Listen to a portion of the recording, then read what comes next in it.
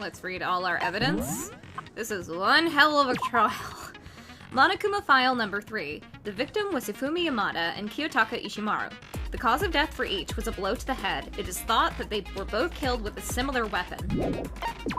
Blue tarp. The tarp was found in the repository under Kiyotaka's lifeless body. It was apparently used to move Kiyotaka in order to avoid leaving any bloodstains. Repository dolly. The dolly was found when the body was rediscovered in the repository. The specific dolly has no handles, and blood was found on one of its wheels. It is assumed that this is the same dolly that was in the equipment room where Kiyotaka's body was originally discovered. Hifumi's glasses. When they were first found in the nurse's office, Hifumi's glasses were covered in blood. However, when they were next seen in the repository, they were completely clean. Spotless hammer. Hammers of all shapes and sizes were found in the repository. I mean, they were actually all the same shape, just different sizes. Were found in the repository. One of them was found wet and had apparently been recently washed. Repository door. The door connecting the art room to the repository was designed to open only from the repository side. According to Aoi, it was locked during... to open only from the repository side? That's not true.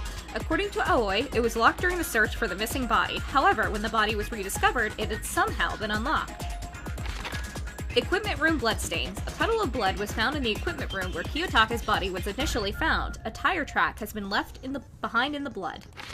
Glasses cleaning cloth. The cloth was found in the trash can in the nurse's office. It is branded with a popular cartoon character and was found with blood on it. One has to wonder if someone used it to wipe some blood away. Celeste's account. Hifumi's body disappears when Celeste and Aoi left the nurse's office to use the bathroom. Apparently, they weren't gone for more than a minute or two. Yasuhiro's message. This is the note that Yasuhiro wrote to get everyone to meet in the dining hall. Meet in the dining hall is all it says. The handwriting is remarkably neat and clean. Robo-Justice blueprints. These are the blueprints for Robo-Justice, which were found in Yasuhiro's room. Robo-Justice costume. No one but Yasuhiro could have possibly fit into the costume. In addition, anyone wearing it would not be able to see their feet or bend at the waist more than 90 degrees. Yasuhiro's account. Apparently, Yasuhiro received a mysterious note last night. The note reads, I found a hole. Maybe we can use to escape. Monokuma can't find out, so don't tell anyone else for now. Let's meet in the rec room at 1 a.m. Broken wristwatch. Kiyotaka's wristwatch broke with the hands pointing just past 6 o'clock. It was confirmed that as of late last night, the watch still worked, which means it must have been broken the following morning when he was attacked. Kiyotaka's scrap of paper. Kiyotaka's lifeless hand was found clutching a small scrap of paper. The note Hifumi had. Hifumi had this note hidden on him. One edge of it appears to be torn. The note reads, I found a hole maybe we can use to escape. Monokuma can't find out, so don't tell anyone else for now. Let's meet in the equipment room at 6 a.m. E-handbook. Each student has their own e-handbook, which also acts as a card key. The owner's name is displayed each time the handbook is booted up. It is believed that no handbooks were involved in carrying out the murders this time.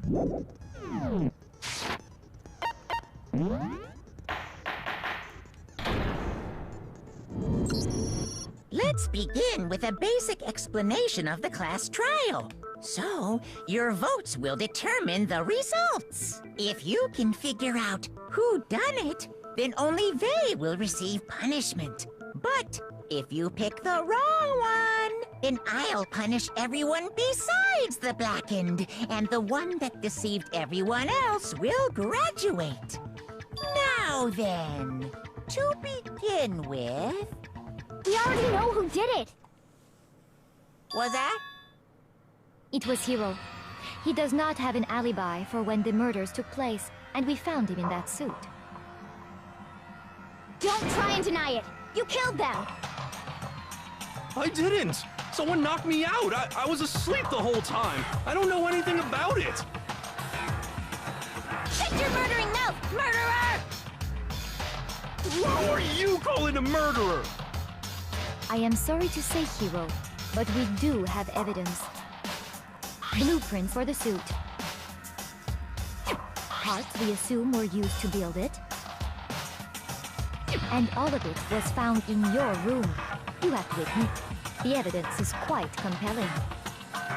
It points to you as having created the suit and wearing it while committing crime after crime. How many times do I have to tell you? I don't know!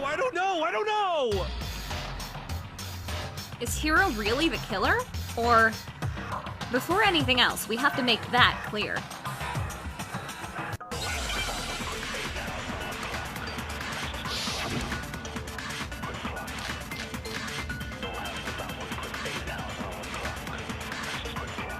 Everything we found in your room. The blueprints, the suit parts, they are all proof enough that you are the culprit. I don't know anything about that stuff! It's not true, it's a conspiracy! Hiro, why? Why did you kill them? No! Just hold on a second! Compelling evidence that Hiro's the killer. Is that really true? Everything we found in your room. The blueprints, the suit parts, they are all... No, it's wrong.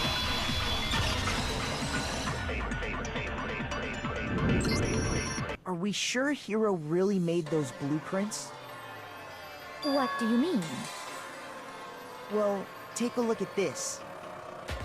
It's the note that Hiro wrote, asking everyone to meet up after Alter Ego disappeared. The handwriting's obviously different, wouldn't you say? When you compare it to the blueprints. There's no way you could think the same person made both of them. Unless that person made it a point to disguise their handwriting. No, the differences are bigger than that, I think. Come on! I'm not smart enough to think of trying to change my handwriting anyway. So Makoto, are you saying you don't think Hiro's the culprit? And he is not the only one. I think Hiro is innocent as well. What? Then who was in that Robo-Justice suit? Is it like Hiro said? Was there really someone running around in a second suit? The suspicious individual hidden within the suit. Go ahead, Makoto. Tell them who it was. And of course he passes it off to me. So, who was in the Robo-Justice suit? The suspicious individual in question, the one that must have been in the suit, the Illuminati. I got it! Other than Hiro, I can't think of anyone else it could have been. Obviously, he was the one in that particular suit, and we never found any kind of second suit. Then there can be no doubt. Hiro is the prime suspect. That doesn't make any sense. You just said Hiro didn't do it. It makes perfect sense. Hiro was the suspicious individual in the suit, but he's not the culprit. So what you're saying is... That's right. The culprit in this case has nothing to do with being in the Robo-Justice suit. What? Now that's a bold assumption. And what reason do you have to make such a statement? You do have a reason, yes? Of course. But before we get to that, there's something else we need to clarify first. So let's get that out of the way. Hey, stop trying to boss us around. Her ponytail All changes things shapes. have a proper order. I just noticed that. So what How is could I it? just What notice needs that? to This be is my third time clarified? playing the game. We must clarify the method of transportation for Taka's lifeless body. It would seem that his corpse was moved using certain particular items. Makoto, can you tell us what they were? The things that were used to move Taka's body, they must have been... I got it! There's still one more thing. The things that were used to move Taka's body... I got it! They were a dolly and a tarp, right? What's with the attitude? So, let's see if I can explain. Taka's body disappeared from the equipment room, and then we rediscovered it in the repository. And when we found it for the second time, it was wrapped in a blue tarp, right? It was the same tarp that, up until then, was stored in the equipment room. So the killer must have seen it there and decided to use it when they moved Taka's body. That way, they wouldn't leave any bloodstains while they were moving it. Okay, that explains the tarp. And the dolly? Same thing. I'm sure the dolly was in the equipment room when we first found Taka's body there. But when the body disappeared, so did the dolly. Later, when Taka's body reappeared in the repository, so did the dolly. In other words, you think they used the dolly to move the body, am I right? But are you sure you are not mistaken? Huh? Are you absolutely positive the dolly was in the equipment room when we found Taka's body? That dolly was made specifically for moving large objects between the repository and the art room. It would be very strange indeed to discover it had made its way to the equipment room. Is it not possible that it was in the repository all along, and you simply didn't realize it? She's raised an objection. How do you respond?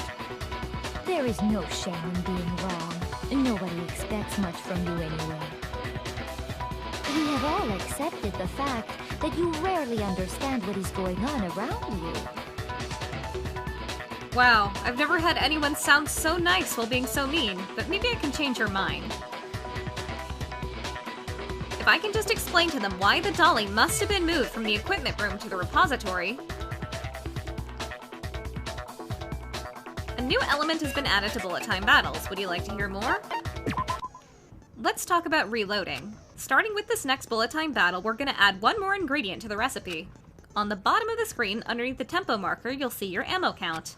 Up until now, there hasn't really been a limit on how you destroy your opponent's statements, but from now on, just locking on and pressing the Y button won't be enough to handle them. Now, it will cost you 1 bullet to destroy a single remark. Once you run out of bullets, you can't destroy any more statements no matter how locked on you are. However, you can reload by pressing the X button. Just like locking on, you'll have to press the X button in time with the tempo marker. Basically, just remember that the X button now has a function along with the A and Y buttons. You will automatically reload at the start of fever time, and your ammo will not decrease. Oh, but if your action difficulty is set to gentle, you won't have to reload at all. In which case, you can ignore everything I just said. Well then, good luck and have fun.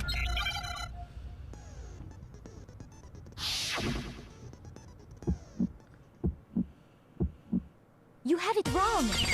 I cannot agree! You are a fool! So pathetic! Lies will get you nowhere! Do your worst! You miserable wretch! I cannot agree! You are a fool! Do your worst! You have it wrong! I cannot agree! You are a fool! So pathetic! Lies will get you nowhere! Do your worst! You miserable wretch! I cannot agree! You are a fool! I can't do that third one. I cannot agree! This should prove it!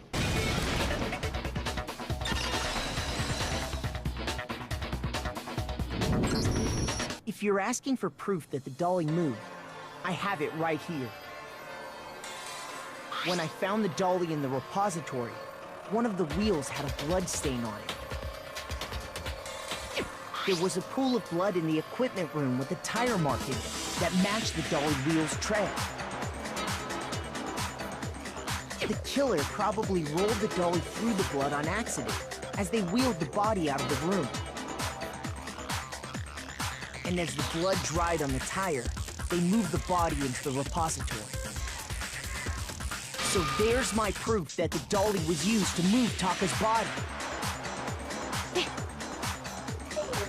Jeez, does Celeste really hate me that much? Well, anyway, that was just something we had to get out of the way. Let's get back to the main subject. Yeah, the subject of how Robo Justice didn't do it. Because if it's not a killer robot, then... what kind of robot is it? I'm not sure that really matters. I'd be happy to explain why the occupant of the suit couldn't possibly be the killer.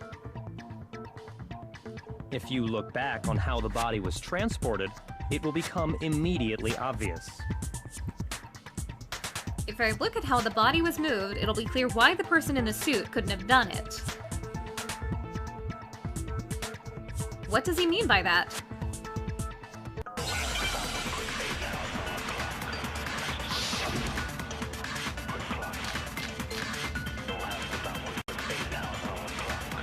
As we know, Taka was killed in the equipment room. And from there, the body was moved to the repository, correct? Yeah, the culprit wrapped the body in the tarp, then loaded it onto the dolly and wheeled it off, right? Now, keep in mind that the dolly doesn't have a handle. Well, yeah, but even without a handle, all you'd have to do is bend over. Then you could push the dolly no problem. So the killer just crouched down and carted the body off to the repository. If you accept everything we just said, then you must realize that whoever was in the suit couldn't possibly be the culprit. Sorry, I don't think I realize anything. The dolly was used to move Taka's body, that much I'm sure of. But would the person inside the suit have been able to push the dolly? As we know, Taka was killed in the equipment, and from there. Yeah, then loaded it onto the dolly and wheeled it off. Now, keep in mind. Well, yeah, all you'd have to do is bend over. No, that's wrong.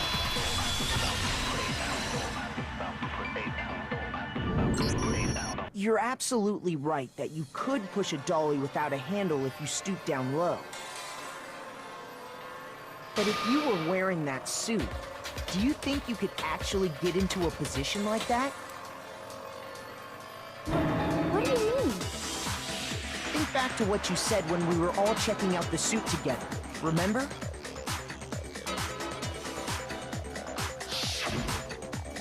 I'm blind as a bat in here. Can't see my feet at all. I'm surprised you got anywhere in this thing. I'm telling you, it wasn't me! And not to mention, you totally can't bend at the waist. Seems like a pretty obvious oversight. When you're in that suit, not only can you not see your feet, but you can't even bend at the waist. Am I right about that? Now that you mention it, yeah. It seems like it'd be awfully hard to push that dolly if you couldn't bend over. Well, what's to stop you from simply pushing the dolly with your feet? When you can't even see your feet? You really think someone could kick the dolly all that way? Yeah, it'd be totally impossible. Not that I can say for sure myself. On top of that, if you were wearing such a rigid, cumbersome suit, it's very unlikely you would have the dexterity to go about wrapping the body in a tarp. Well, I mean, isn't that just a matter of taking off the suit when you're ready to move the body?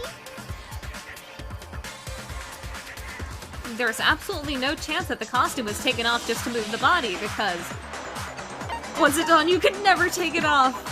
What? You mean I have to live the rest of my life as Robo-Justice? But I'm gonna get all moldy! You've already taken it off. Oh! She's right. Shoot! Sorry, that was just funny. I got it! I don't think taking off the suit was an option. If you remember... I don't know what's up with this thing, but I can't actually get it off. A little help? Why would you make something that you can't take off by yourself? I didn't make this stupid friggin' thing! There's a clasp on the back that's keeping you from getting it off. It looks pretty sturdy. I don't think you can get it off on your own. We don't really have a choice. Let's help him. That's true. It seems impossible to put the suit on or take it off without help. Then, you really can't take it off by yourself? Hero wasn't just making it up? Of course I wasn't making it up. If he could have gotten it off by himself, I don't think he would have let us see him wearing it. Showing up in the suit was basically an invitation for everyone to suspect it. Yeah, that's right! So, it's really, really true that Robo-Justice couldn't have moved the dolly? To be clear, whoever did move the body, it couldn't have been Hero in the robot suit, correct? No, wait. Just a second, if you please. Have you forgotten about the picture that I took? You all got a good look at it, did you not? The image of Hifumi being dragged away by Robo-Justice? If whoever was in that suit is not the culprit, how do you explain that?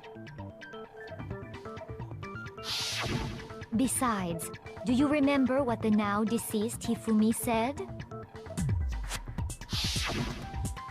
How did you get hurt?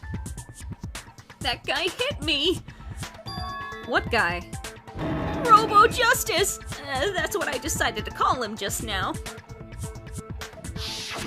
So long as those facts exist, the proper conclusion is beyond question. The individual inside the suit and the culprit are one and the same.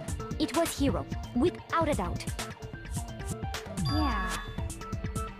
Yeah, that's gotta be right. Hold on a second! It's still far too early to reach that conclusion. Besides, there's no hurry to decide who did it. Before we rush to a verdict, shouldn't we explore every single possibility? Instead of seizing on one viewpoint, the truth is uncovered by analyzing things from every angle. Perhaps, but where do we go from here? Let's review this series of unfortunate events from the beginning. I never liked Maybe those we'll books. uncover something new. What a pain in the ass! I don't disagree, but our lives are on the line. If this is what it takes, we have to do it. Plus, maybe we'll get to find out where the heck Kyoko was when everything went down. All right then, let's take another look back at what happened. I suppose we could start with this morning. 4 of us gathered together in the dining hall. Makoto, Hina, Kyoko, and myself. We waited there for quite a while, but nobody else showed up, so we went to look for everyone. That was around 8 a.m. And as soon as we split up, Kyoko went missing. Soon after that, Hina found Celeste in the rec room and quickly came to get Makoto and me. It seems I was unconscious for about an hour after I was attacked by my mystery assailant. I know it was an hour because I remember being attacked a little after 7. That was when we saw Celeste's picture and discovered that her assailant had been wearing a strange costume. As it turns out, it was Robo-Justice. It also soon became clear that this same Robo-Justice had abducted Hifumi. Wait a minute, hold on, this is completely ridiculous. We were soon joined in our search by Byakuya and Toko, and then went on to find Hifumi in the library. He was injured, so we took him to the nurse's office and resumed our search for the suspect. But not long after leaving the nurse's office...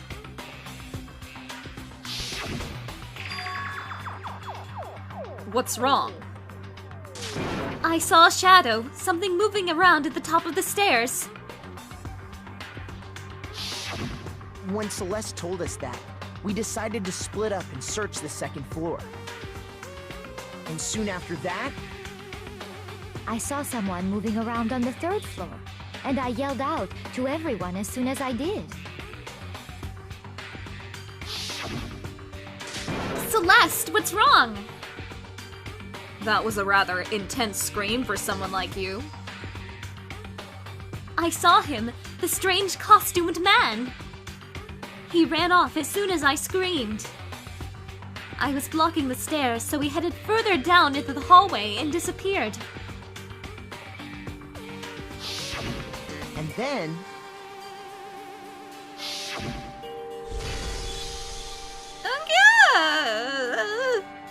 What was that? That came from downstairs. It must have been... Hifumi, he's in the nurse's office. This is bad. Come on, we have to go back. At that point, we decided to divide up into 2 groups. Celeste, Hina, and I went back to the nurse's office, while Sakura, Byakuya, and Toko chased after the suspect. When we got back to the nurse's office, we found Hifumi, dead. And that's when we heard the body discovery announcement. I left Celeste and Hina there and headed back to the 3rd floor to let the others know what had happened.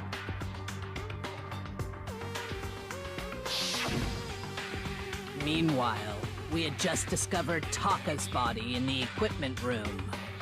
We must have found both bodies at almost exactly the same time, because we heard the same announcement not long after we discovered his body. And that's when I told you guys about Hifumi. Then the 3 of us headed for the nurse's office. But right after we left the physics lab, we ran into Celeste, who arrived after us, and she told us something very surprising.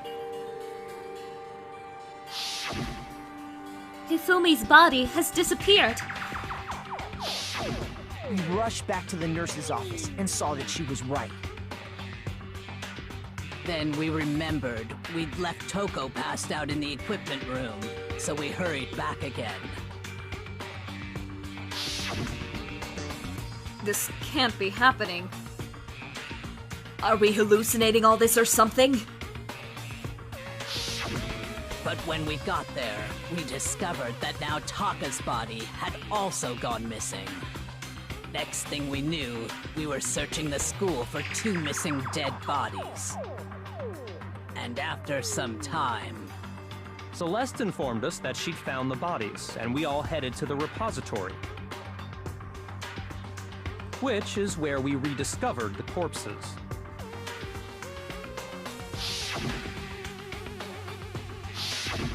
I think that about covers it. I see. The whole thing sounds exceptionally complicated. It certainly seems to me that these are not a simple series of connected events. Okay, well, if that's true, then what? Rather than a single series of events, I think we have to consider each murder a separate situation. And from there, we can uncover the contradictions surrounding all of them. Now then, let's get started, beginning with what happened to Taka. The contradictions hidden in what happened to Taka. In order to uncover the truth of this case, I have to find them no matter what.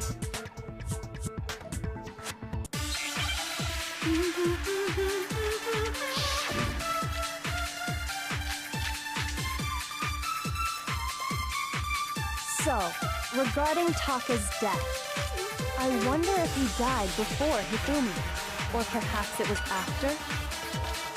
We already know what order they were killed in. Taka came last. What makes you say that?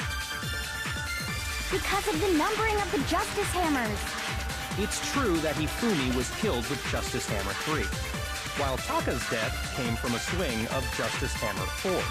See? So it's obvious Taka came after. The order that the Justice Hammers were used in to commit the murders. Something about that is bothering me. So, regarding, I wonder if, or perhaps it was, we already know what order Taka came last. What makes you say that? Because of the numbering of the Justice Hammers. Wait. Shoot. So, I wonder if, or perhaps it was, we already know what order they were killed in. Shoot. I know it's because of... So, I wonder if, or perhaps it was, we already know what order Taka came last. What makes you say? Because of the numbering of the Justice Hammer. It's true that while Taka's death... See? So it's obvious Taka came... So, I wonder if or perhaps it was... We already know what order they were... No, it's wrong.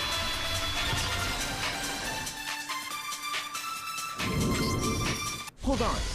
There's no reason to assume that the hammers were used in the same order as their numbers. If anything, that's just another way the killer tried to disguise their actions. So you're saying the culprit wanted us to think the hammers were used in order, but in reality, Taka was killed before Hifumi? Okay then, let's see the proof. Evidence that proves Taka was killed before Hifumi. I feel like there was something.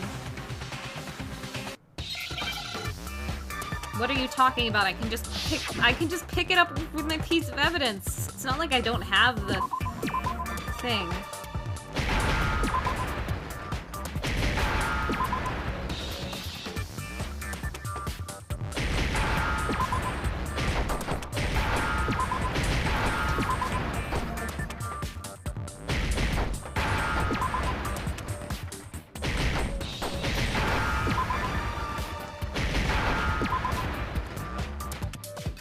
Now I understand.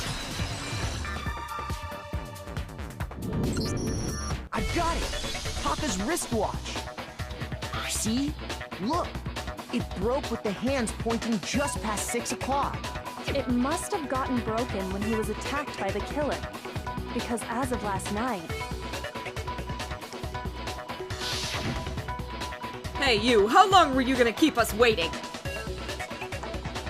Taka's irritated voice pierced the air as he stared pointedly at his wristwatch. It's almost 10 o'clock, you know that? Bedtime for all the little boys and girls. So if it wasn't broken after 6 last night, then he must have been attacked around 6 this morning. And that would be his official time of death. But if that's true, then he was killed well before Hifumi.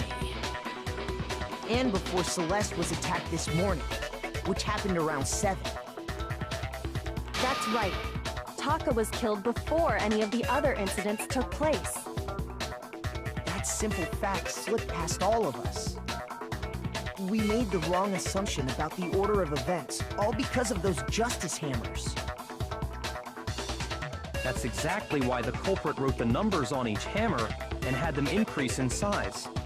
And also, rigor mortis doesn't That way, set in when we until saw 4 how after they were used in each hours after incident, someone's death. we So easily make that wrong assumption. I mean, that's also evidence, but Now, never brought up. If Taka was killed around 6, then everyone's alibis for his murder go out the window. Because when he was killed, we hadn't met up in the dining hall yet. That may be true in the case of Taka's murder. But all of our alibis still hold true for Hifumi's death. That's right. With him, at least, we're all safe. Yeah. Huh? What was that? That came from downstairs. It must have been... Hifumi. He's in the nurse's office. This is bad. Come on, we have to go back. When we heard Hifumi screaming, we were all together. Except for Hiro and Kyoko. Then we all ran down to the nurse's office, and that's where we found his body. That's totally true. We're all in the clear. Oh, I know! They must have recorded him screaming on a tape or something, then played it later on! If that's true, where's the tape? I don't know. Don't just go making stuff up.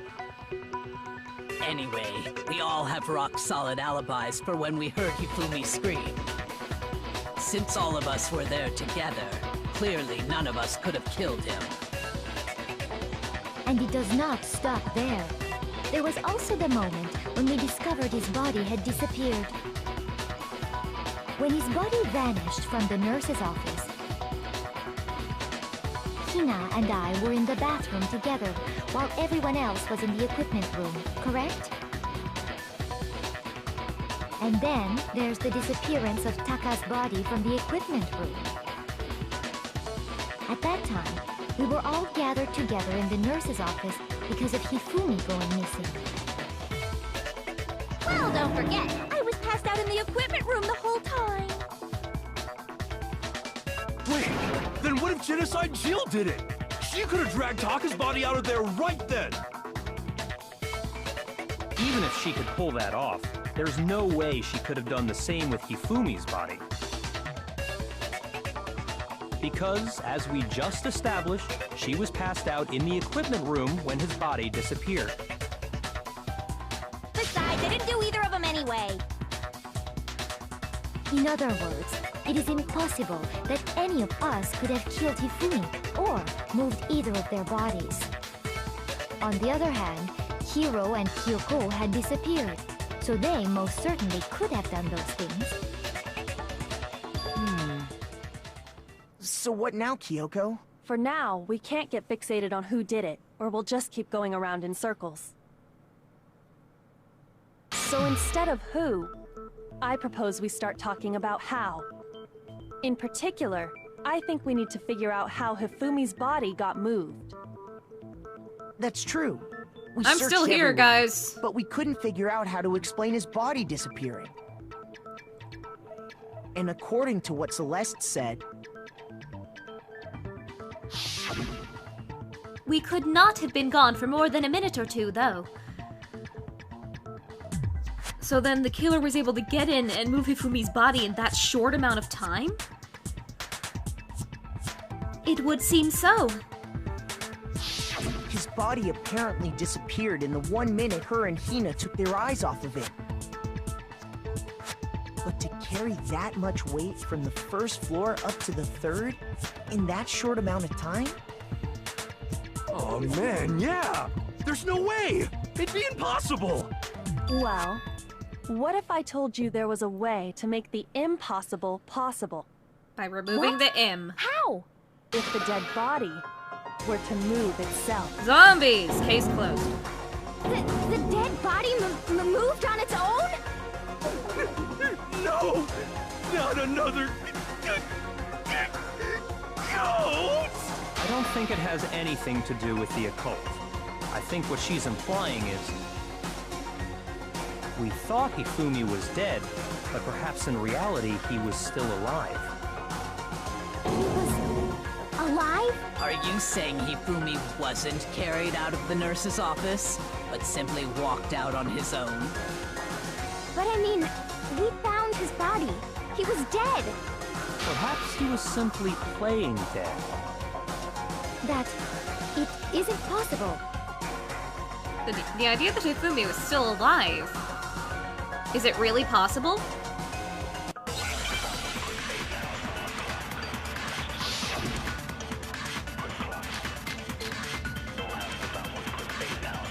Are you saying that when we first found Hifumi in the nurse's office, there's a chance he was actually still alive?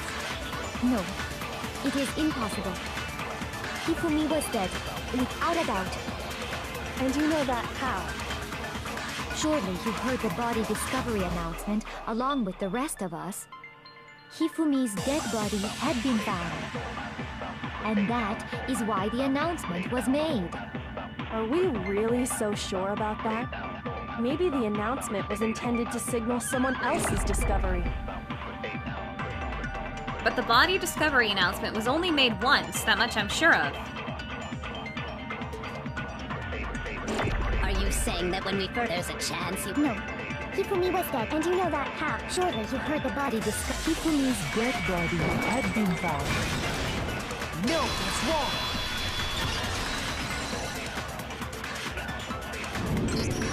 Was the body discovery announcement that was made really intended for Hifumi? Of course it was. The announcement played right after we discovered his body.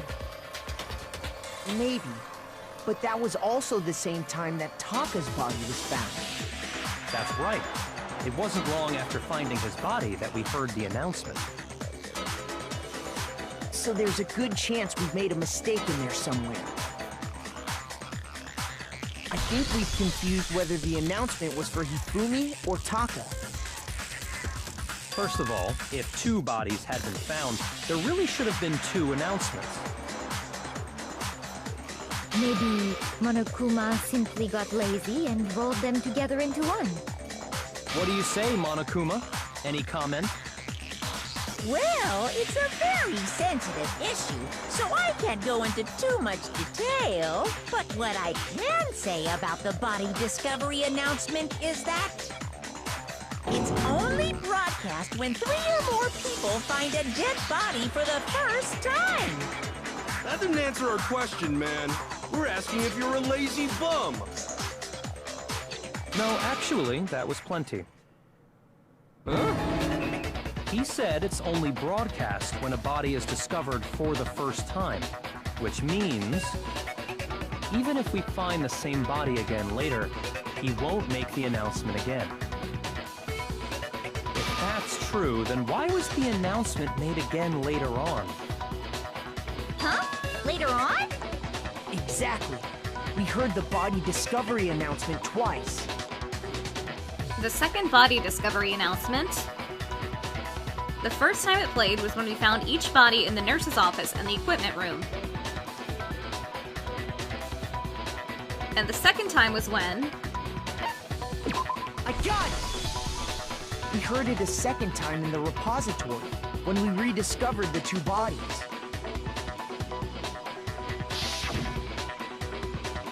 Ding dong, ding dong. A body has been discovered after a certain amount of time, which you may use however you like, blah blah blah. It didn't seem weird at the time, but it contradicts what Monokuma just told us, doesn't it? Exactly. If we were actually rediscovering both bodies, the announcement shouldn't have played. And in reality, when the 2 dead bodies were rediscovered, one of them was actually being discovered for the first time. So, when we found Hifumi the first time in the nurse's office, he wasn't actually dead yet. Meaning, he wasn't actually found dead until we came upon him in the repository. And that's just part of it. There's one other thing that leads me to believe he was still alive in the nurse's office. Oh, I know! Because he was super good at playing dead! Bada bing, bada boom! That is the worst logic I have ever heard. But honestly, I do not think there's anything that can prove he was still alive. Okay then, let's take another look at the events surrounding the discovery of his body. Then it should become clear whether he was really alive or not. This whole thing is pointless. There has to be proof that shows Hifumi was still alive. I have to find it and show it to everyone.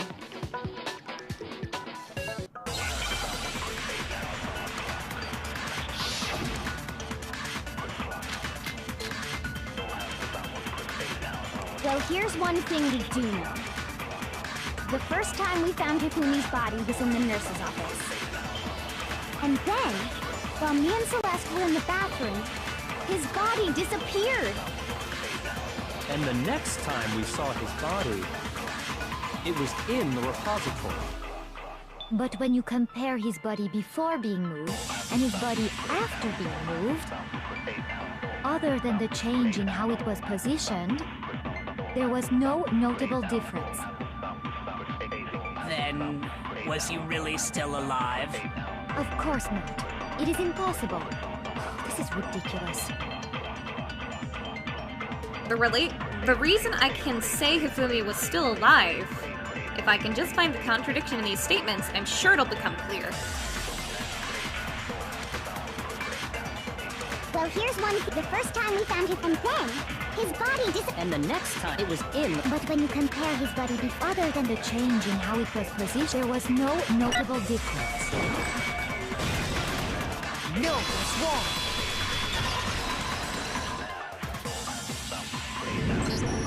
In fact, there was one clear difference between Hifumi in the nurse's office and the repository. His glasses. That fact alone proves that he was only playing dead in the beginning. Perhaps you'd like to fill the rest of us in?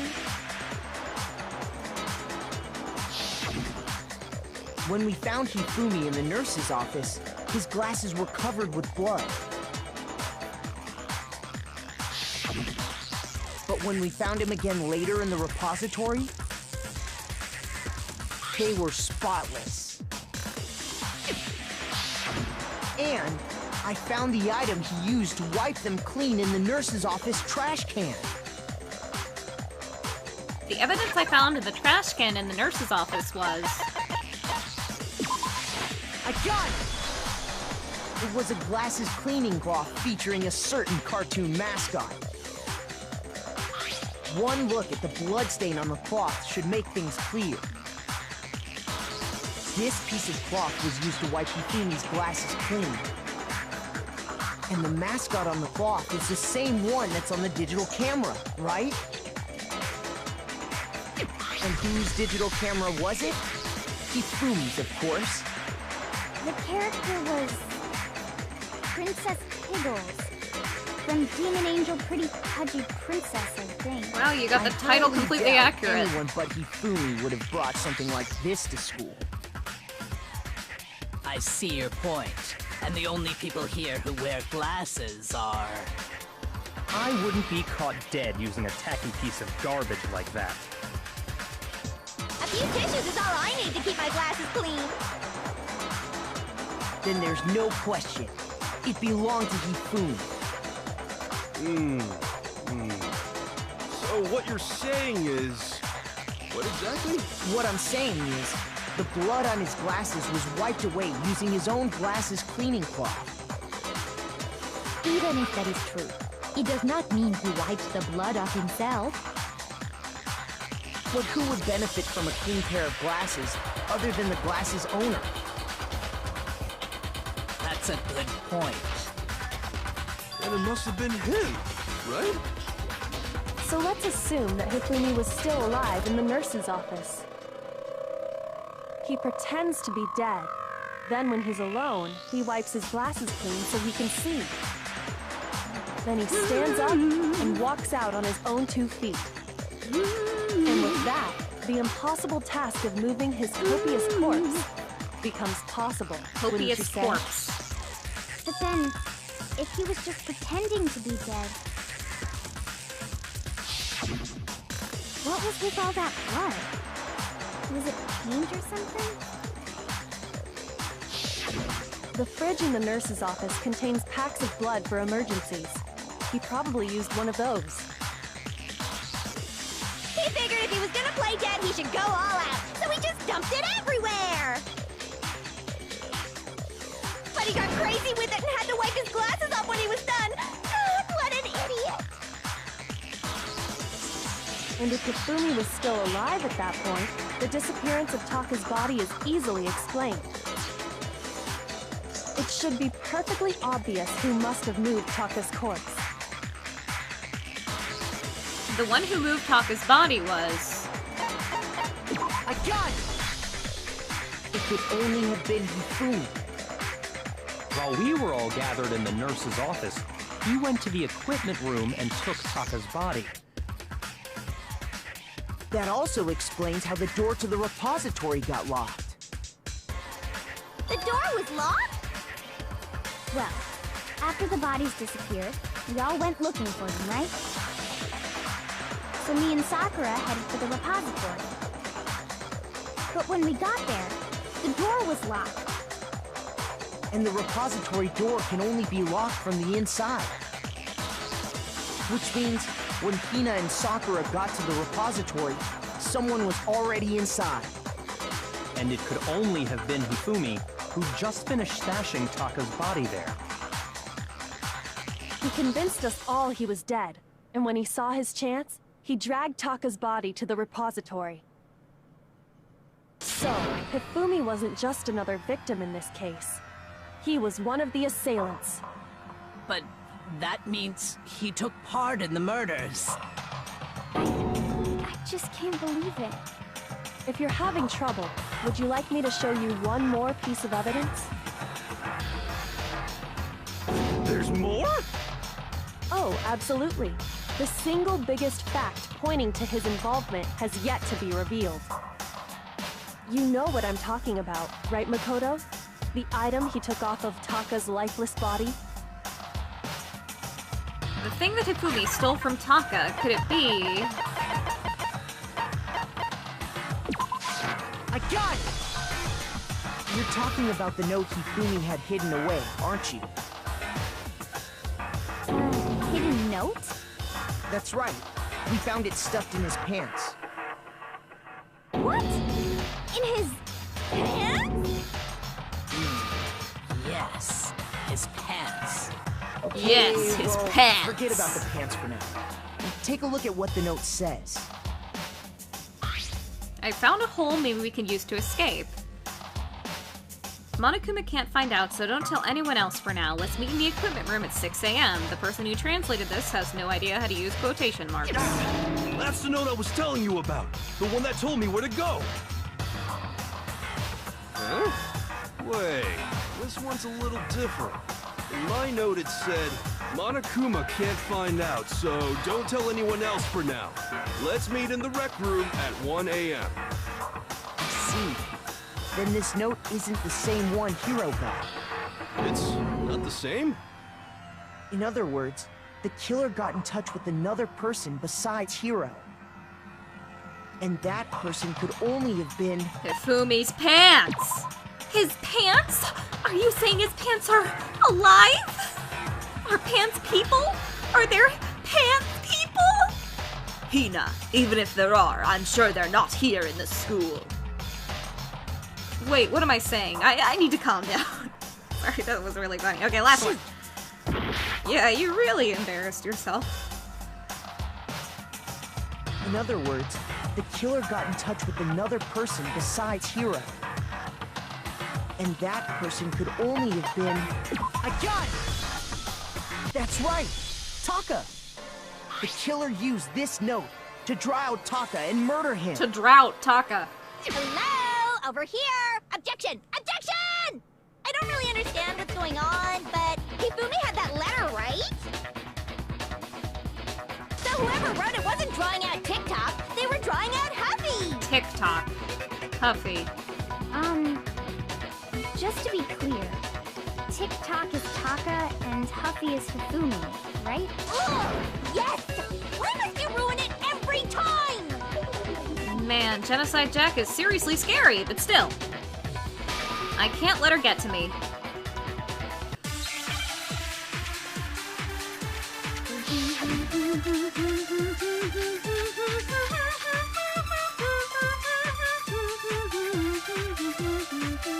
Huffy had the note, right? Then the person it was intended for must have been Huffy! But remember what the note said. What time did it say to meet? 6 a.m., I believe. The time doesn't matter! The note has nothing to do with TikTok! The time mentioned in the note, I feel like that's the key. Huffy had the note, then the person it was must have been Huffy! But remember, what time did it? 6 a.m. The time doesn't matter! The note has nothing to do with TikTok! Whoops. Why don't I just shoot down the white noise instead of making it more difficult? What time did it? 6 a.m. The time doesn't matter! The note has nothing to do with TikTok! No, it's wrong!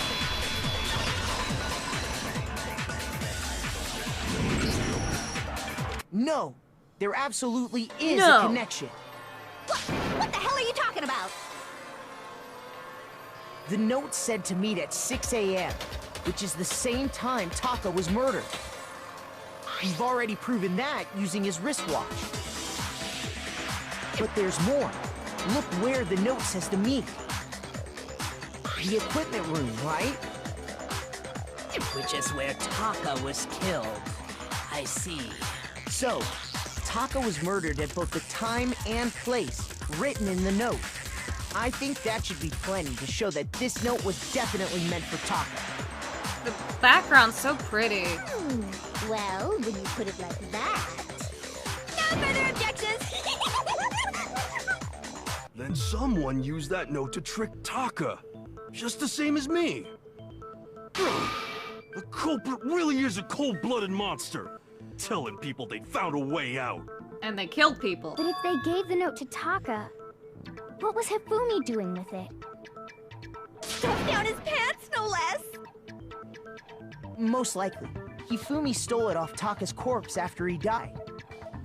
Huh? He stole it? Where's your proof? Is it Go really ahead. stealing Show if us. they're dead? Tell them, Nagi. Proof that Hifumi stole the note from Taka.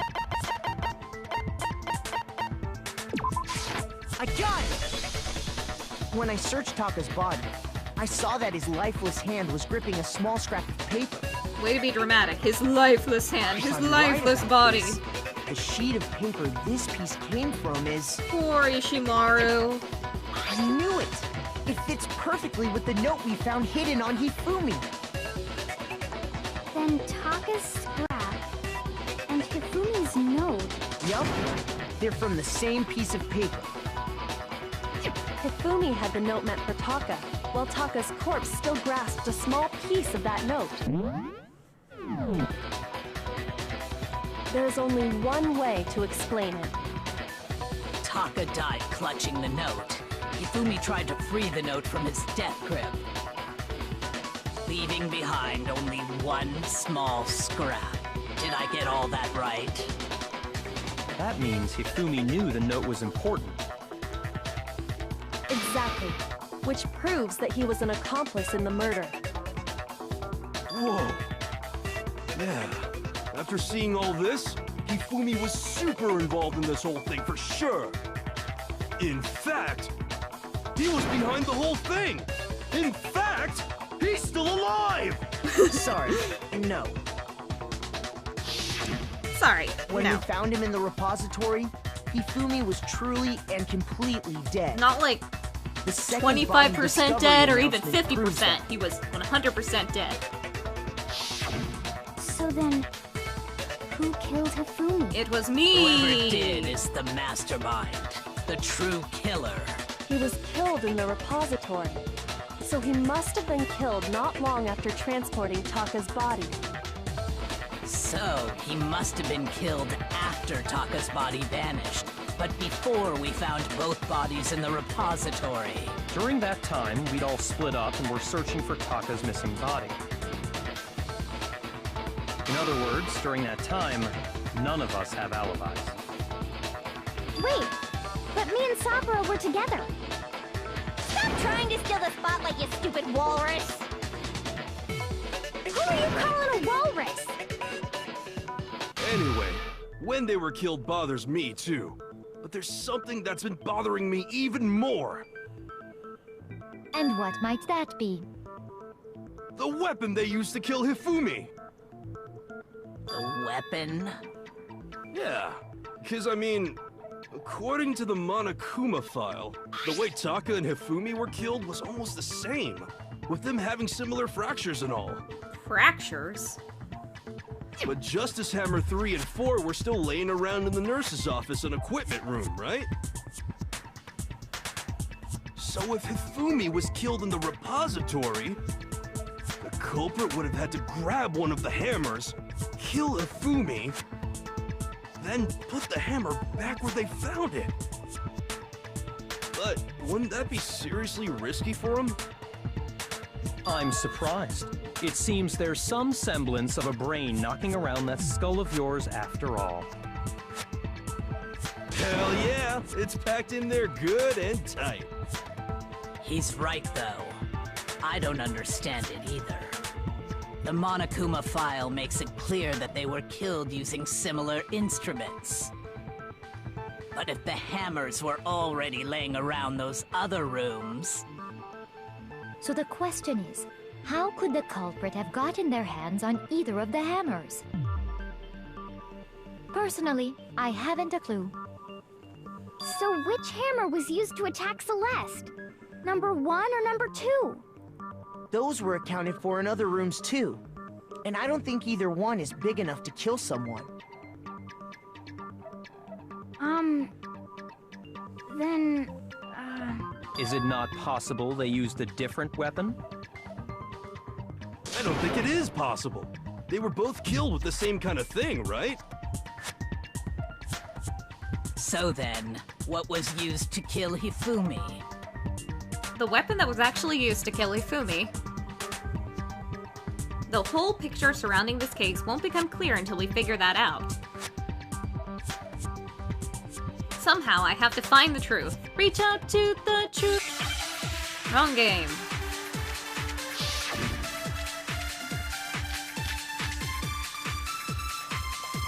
What was used to kill Hifumi? Was it Justice Hammer 3? Maybe Justice Hammer 4? Well, whatever it was, there's one thing we have to figure out. How was the culprit able to move around so freely with the weapon? How did nobody witness them carrying it? Sounds like a Justice Hammer 5 is about to make its appearance! Check out murdergear.com/hammertime for more info! Well, one thing seems pretty clear. The murder weapon had to be one of the Justice Hammers! And, that's about it. If the weapon was used to kill Hifumi really was similar to the weapon used to kill Taka, What was used? Was it just maybe Justice? well, there's one. How was the culprit? How did nobody? Sounds like a Justice Hammer! Check out murdergear.com! Well, the murder weapon had to be one of the... No, that's wrong.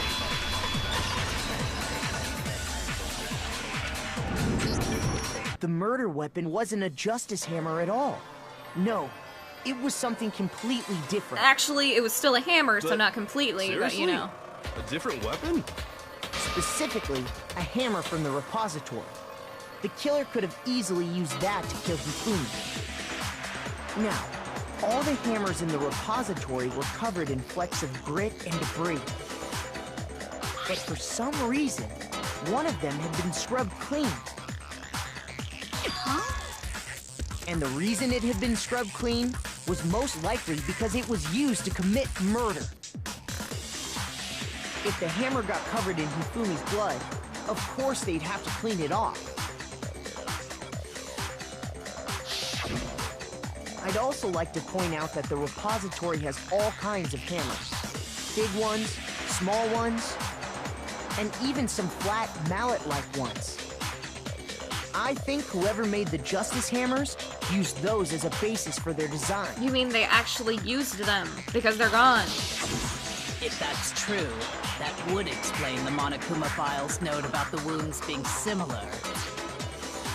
So Hifumi moved Taka's body to the repository, where someone then used a hammer to kill him. Whoever did that is the true killer. The one Hifumi was working with. And the one who betrayed him. Hold on a moment. I still think it's strange to assume someone was working together with him. The way the graduation rule works, there is no benefit to helping someone else carry out a murder. So the idea that anyone would work together like that is simply ludicrous. We talked about this, did we not? We did talk about how there wouldn't be any reason for anyone to work together. At least that's what we thought at first, but...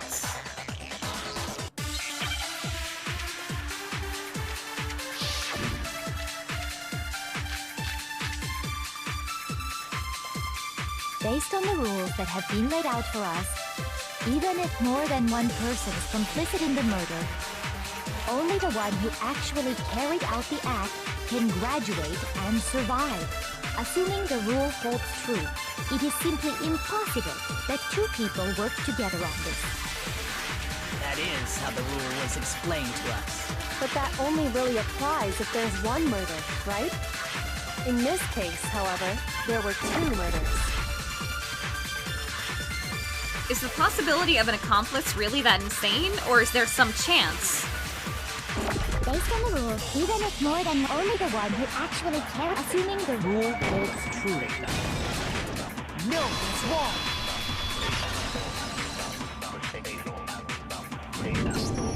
Since there were 2 murders, it's at least plausible that more than one person was involved.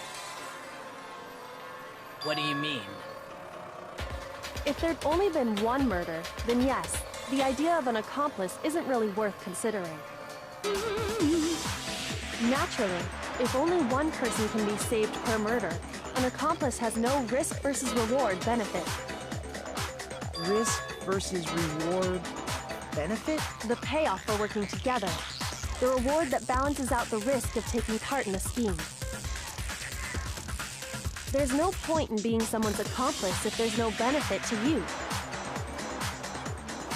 However, if there were some potential mutual reward for the risk, then cooperation becomes possible. You're saying that 2 people could act as each other's accomplices to commit 2 separate murders. I think that's what the true killer told Hifumi. They would each have an accomplice for their crime. And based on the case's events, Hifumi would have been the first one to act, murdering Taka. They made him carry out the first murder so he couldn't back out of helping them later on. So in this case, there wasn't one single person committing multiple murders. Instead, each person killed someone, creating 2 separate incidents. And it only looked like one person because that's how the true killer designed it to look. A single suspicious individual, a similar weapon used in each crime, disappearing bodies. By creating one seamless set of circumstances, they made it look like one person was behind it all. Ah yes, The seamless. mastermind picked their target and managed to convince him to go along with their plan. And then, to avoid the no accomplices rule, they simply killed their accomplice. Which, if true, means that betraying Hifumi was part of the plan from the very beginning. That's just awful. How could anyone be so cruel? You think so? I can't help but admire its cunning. Still, their choice of accomplice seems odd. The effort made to convince us that 2 murders were the same, that was the main characteristic this time. Kyoko must have noticed that fact from the very beginning. Which is why she said not to look at this as a series of connected events, but entirely separate incidents. Kyoko really is amazing, although, aw, are you in love? When you think about it, she's almost too amazing. You love her. Like, it's almost unnatural how good she is at this. I understand how an accomplice could be involved, but then who was the one pulling Hifumi's strings? That's problem numero uno right now. The true killer manipulated Hifumi to carry out a number of actions and in the end murdered him. In the debates up till now, the way the case is unfolded, when you consider all that, there's really only one person who seems to fit.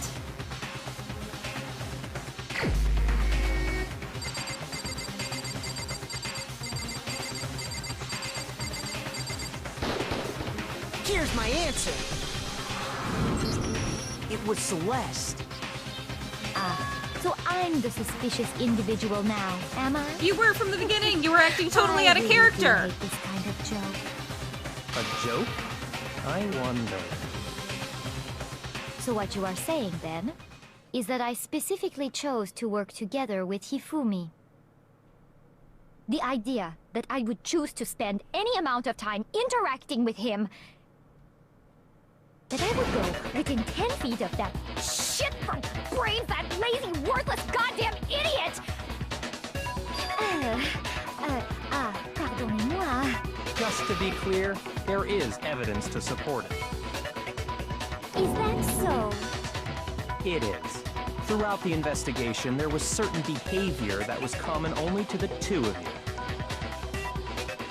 Considering what we've learned so far, it only further proves that the 2 of you were working together. Which, what is it that only Hifumi and Celeste had in common? done? The behavior they had in common has to do with the suspicious individual in the suit, doesn't it? The only ones who ever actually saw Robo Justice firsthand were Celeste and Hifumi. Shush. The adults are talking now. Sorry. As he said, only Celeste and Hifumi ever laid eyes on the costumed individual. If we accept that Hifumi was one of the culprits, we can't help but suspect what Celeste has said as well. Are you saying everything they told us was a lie? After taking Hifumi to the nurse's office, we all began our search for this individual, correct? And not too long after that, do you remember what Celeste said? Yes, I remember perfectly. I saw a shadow, something moving around at the top of the stairs. We headed to the second floor specifically because of what she claimed to have seen. Next, to draw us all to the physics lab up on the third floor, She let out a blood-curdling scream. Blood-curdling and when we'd all come to see what was wrong, what was it she said?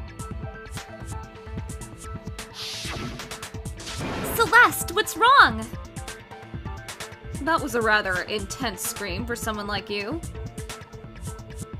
I saw him, the strange costumed man. He ran off as soon as I screamed. I was blocking the stairs, so he headed further down into the hallway and disappeared. Once she'd done her job of getting us all up to the physics lab, it was time for her partner to get to work.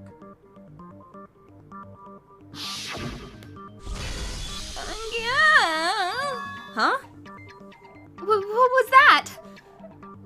That came from downstairs. It must have been...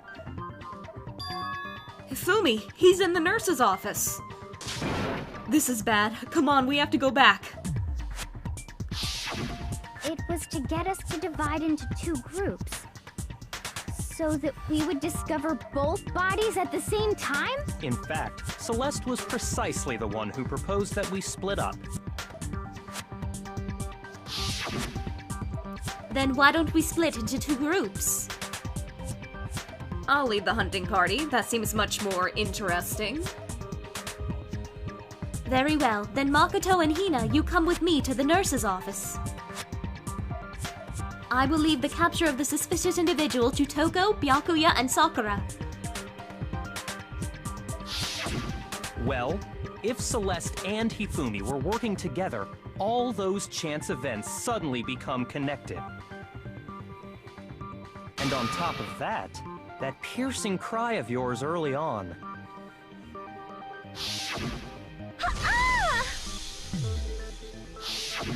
That was to signal Hifumi, wasn't it?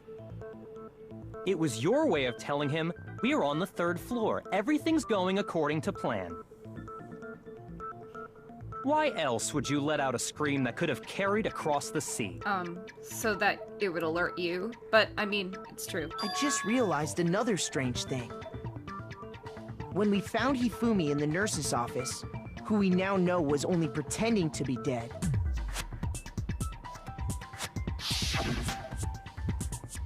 I certainly was not expecting this.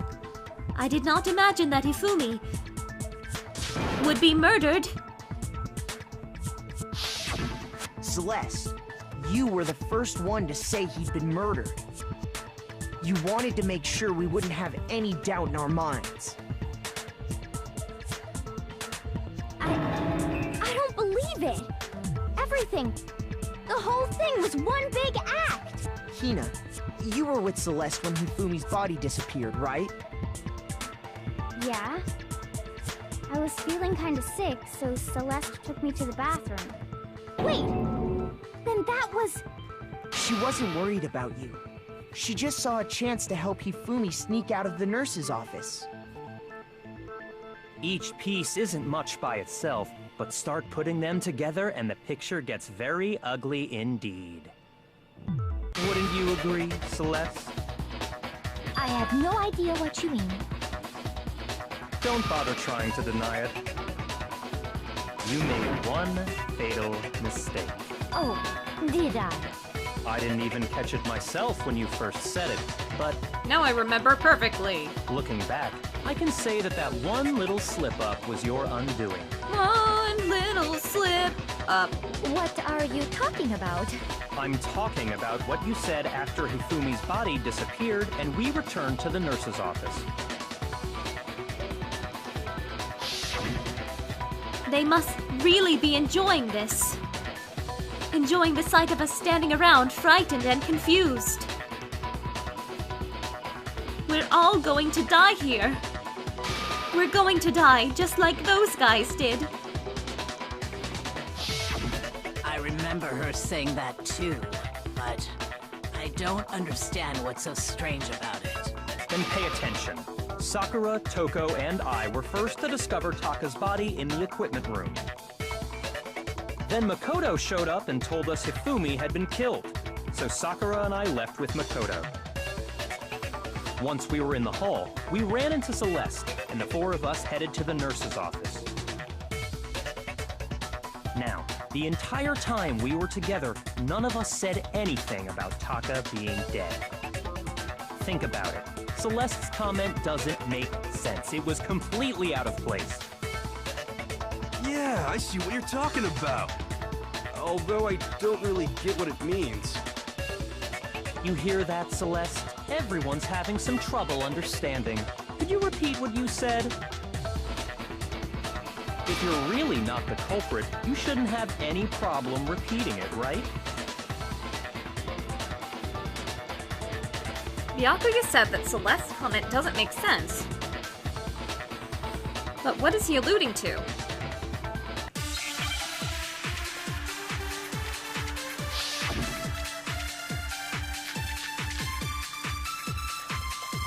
All I said was, they must really be enjoying this.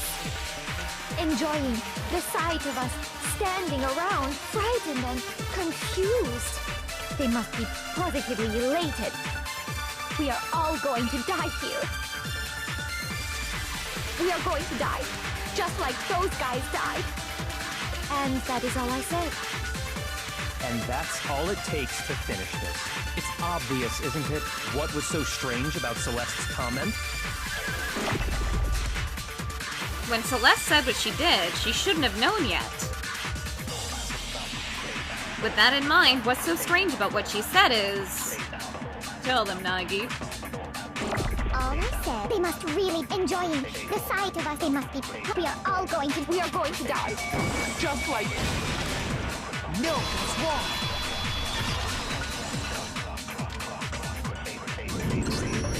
That's right. There's no reason Celeste should have said, just like those guys died. When she said that, none of us had told her Taka was dead. Exactly. And we didn't run into her until after we were all out in the hall. So there was never any chance for her to have seen his body in the equipment room for herself. So how did you know, Celeste? How did you know more than one person had been killed? And how did you know they were both guys? Because Kyoko had also disappeared, right? So she could have been dead too. You all have such vivid imaginations. You know that? Imaginations? You claim that I was lying when I told you about the Imaginations. suspicious person I saw. Then what about the picture I took? How do you explain this picture of the costumed villain dragging Hifumi away? It has to be some kind of setup, right? So let's put the suit on, and then she used the camera's timer to set up the picture. Have you so quickly forgotten? You are the only one who could have possibly fit into that suit. Plus, I happen to know that this particular camera does not have a timer. In other words, it is an unassailable fact that this is a picture of Hifumi being dragged away.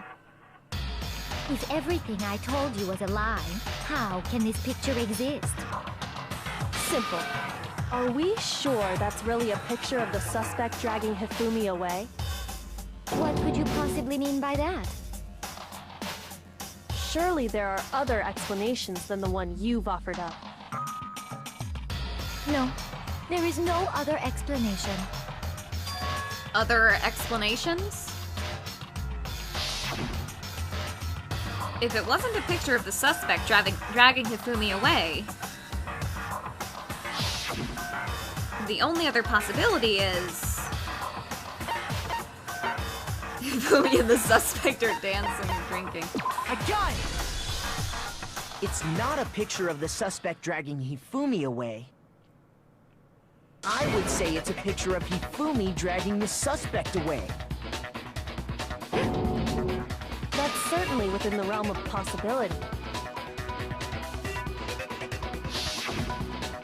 The one being dragged off in that picture isn't Hifumi, but the person in the robot suit.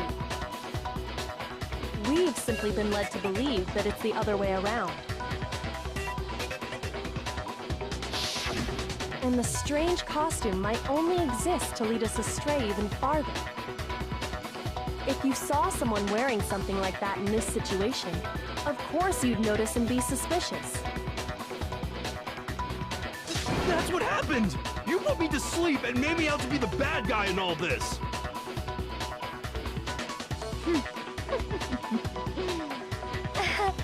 Such a thing is utterly impossible. Hifumi was dragging him away? Ridiculous. Is it? I don't think it's ridiculous at all. Then shut your mouth and allow me to educate you.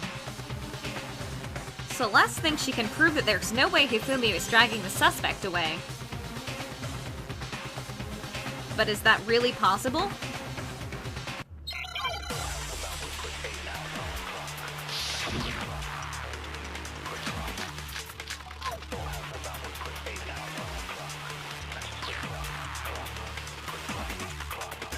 You dressed me up in that suit after I passed out!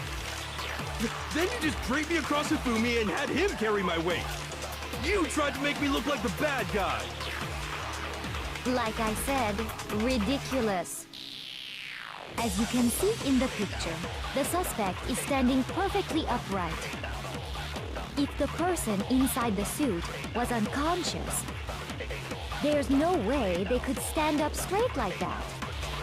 Then the fortune-telling idiot is the culprit after all! No way!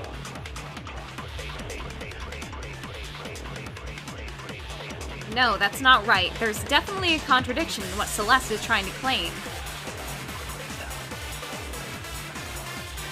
You dressed me up in that, then you just draped it. You tried to make me look Like I said, as you can see in the picture, if the person is there's no way they could stand up straight.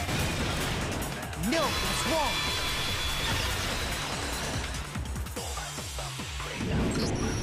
No. Even if the person inside the suit were unconscious, they could still stand up like that. Because that Robo-Justice suit had a certain characteristic. You totally can't bend at the waist. Seems like a pretty obvious oversight. That's right! They totally made a mistake when they made it, so it couldn't bend at the waist. I'm not so sure that was a mistake. I think the suit was designed from the beginning to be used the way it was. Celeste and Hifumi took the suit they'd specially designed and stuffed Hiro into it. That's how they were able to fake that whole thing. The point of it all was to make us believe whoever was in the suit was to blame. Well then, I suppose this is checkmate. Checkmate?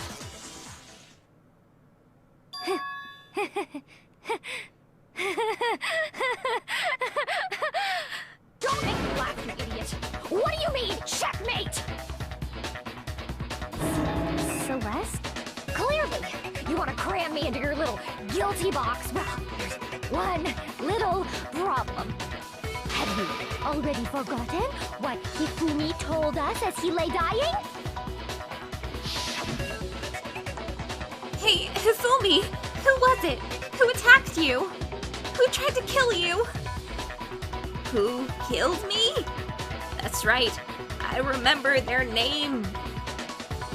Yasuhiro.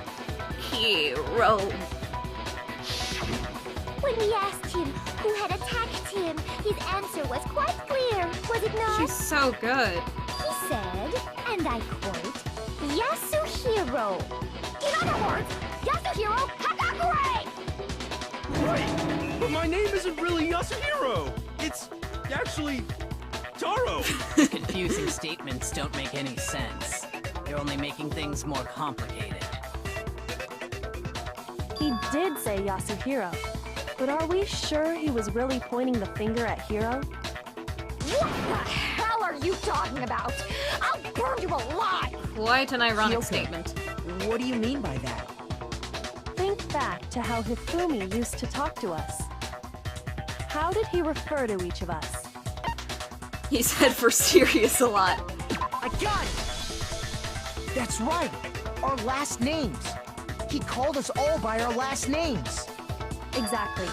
I know I heard him say Mr. Naegi more than once, for example. Naegi. Eggy. So if Hifumi did mean to say Hiro's name, he would have said his last name, Hagakure.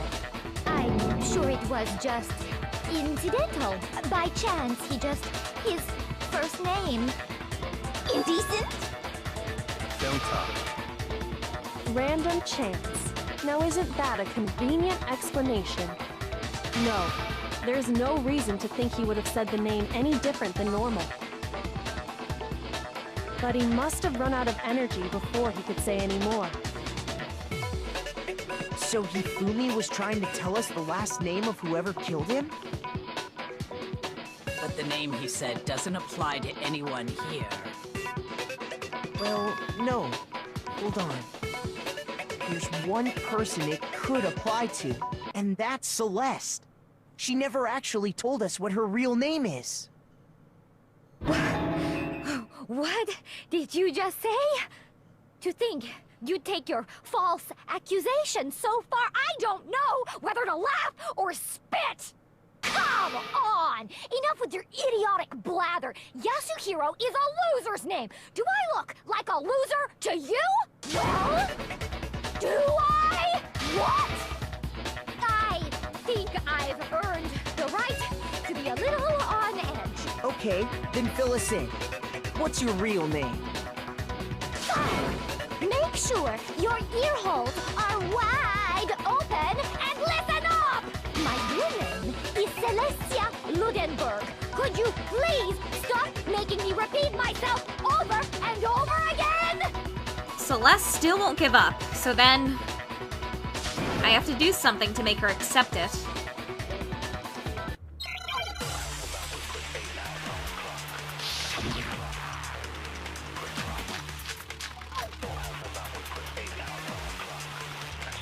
Hifumi was trying to tell us something. He wanted us to know the killer's last name, Yasuhiro. If there's one person here who might have that last name, It would have to be you, Celeste. You haven't told anyone what your real name is. how many times do I have to tell you? My name is... Celestia Ludenberg, god damn it! How long do you plan to go on pretending? I'm not pretending. It's the truth. And since you have no way to contradict me, That's the only truth there is! Moron! Isn't there any way to make her face the truth? Hifumi he wanted us to know the killer. If there's one person... It would have to be you, Celeste. How many times? Celestia Ludenberg! How long do you plan? I'm not pretending. It's the truth. And since you have no way to contradict me, No, that's wrong!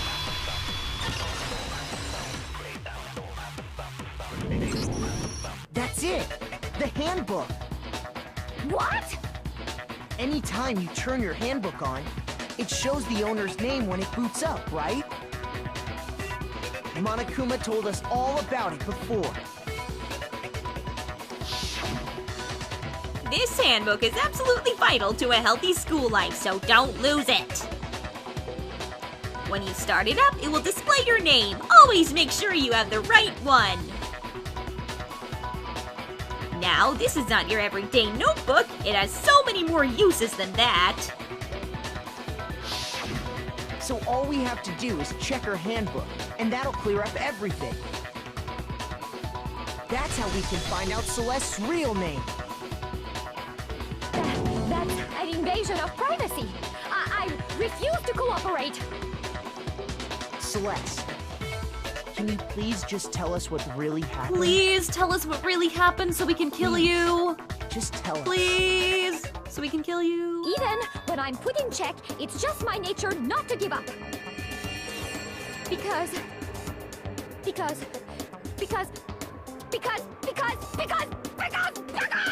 until the game's over, you never know what might happen. Fine then. Let me settle it. Let me go over the case again, from the beginning, and shed light on all your crimes. Well, not all of them, but just that'll bring everything this to an particular end. crime.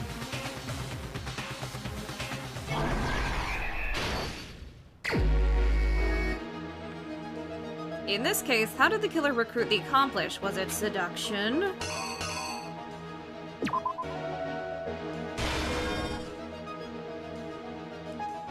What time did the killers call their victims to the rec room?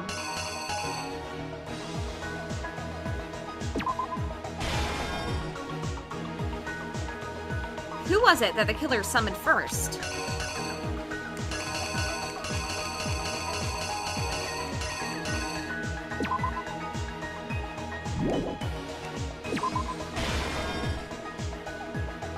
They knocked him out and then stuffed him in the robot justice suit to falsify their evidence, and then they used a certain item to do it.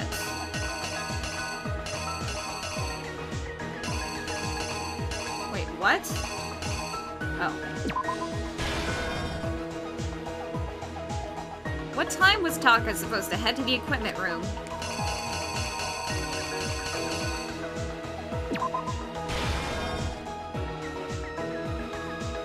The Justice Hammer that we used to kill Taka, what number was it?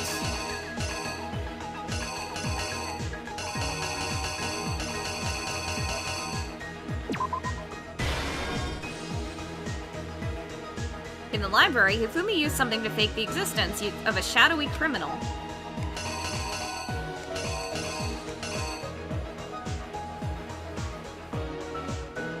This? Or...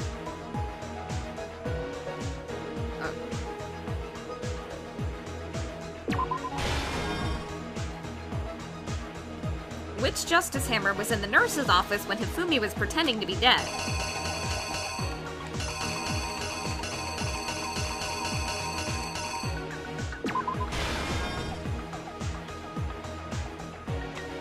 Hifumi used something to move Taka's body.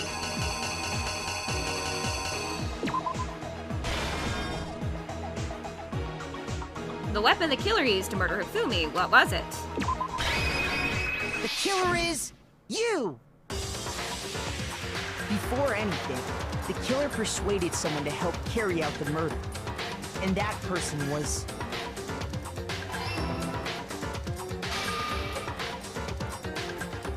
Hifumi. With an accomplice, the killer was able to execute a number of otherwise impossible schemes.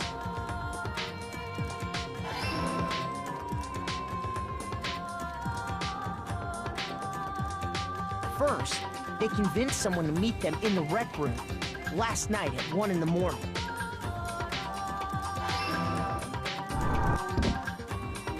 That someone they met with was Hiro. The murderous duo intended to pass Hiro off as the prime suspect. So when they met up with him, they drugged him, knocked him out, and stuffed him into the Robo-Justice suit.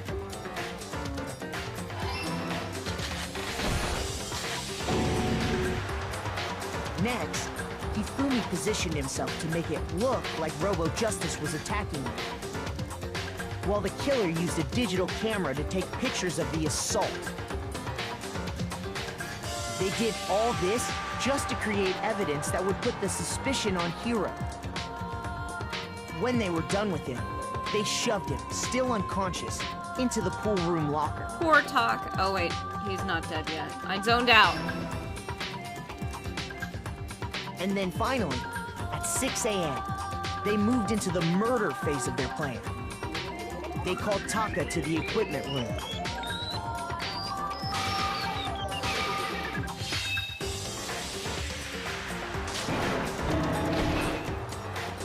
Poor Taka. And that's where Hifumi killed him, making it the scene of the first murder. The murder weapon was Justice Hammer 4, which was left there in the equipment room. The reason Hammer number 4 was used was to create confusion about the order of the crimes. So, next they falsified 2 more assault incidents. For these attacks, the killers pretended to be the victims, to solidify Robo Justice as the suspect. The first fake incident was the attack in the rec room. There, the killers wanted us to see Justice Hammer 1 and the Robo Justice pictures they'd taken. They wanted to make sure we bought the surprise attack story. The second fake incident was the attack in the library. This time, they planted Justice Hammer 2 and an injured Hifumi to sell us that story. With these 2 incidents, the killers were able to create a certain preconception in our minds. That the suspect was increasing the size of the hammers and attacking people in order as they did. We fell right into their trap and started looking for the suspect based on that. But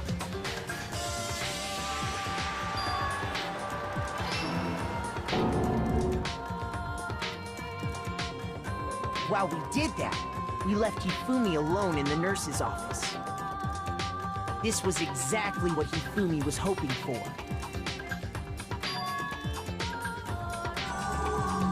He took a blood packet from the refrigerator and Justice Hammer 3, And he danced. and turned the room into a crime scene, in which he himself had apparently been brutally murdered. What he did with the blood pack, I don't know. He let out a scream to draw us back, and when we returned, that's what we found. Meanwhile, the other group that had been out searching found Taka's body at the same time. So when we heard the body discovery announcement, we naturally assumed it was for Hifumi. We left the nurse's office, and Hifumi once again took advantage of the situation. He simply got up and made his escape. When we learned his body had disappeared, we all rushed back to the nurse's office. And once again, Hifumi had the chance he was waiting for. This time, he snuck into the equipment room.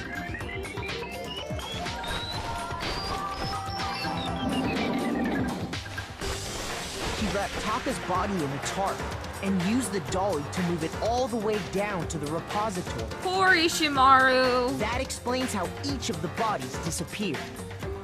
He's a caterpillar in his cocoon. Except when he comes out, he's not a Didn't know what butterfly. the true killer He's had in just mind dead. for their final act.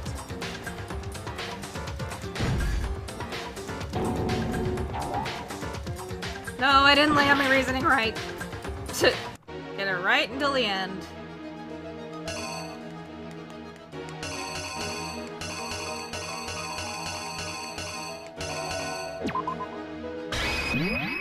Here's exactly what happened. But even Hifumi didn't... Their plan all along was to kill Hifumi and get rid of the one person who could betray them. And they did it using an ordinary, everyday hammer from the repository. That should cover everything that happened in this case. And the villain behind it all is...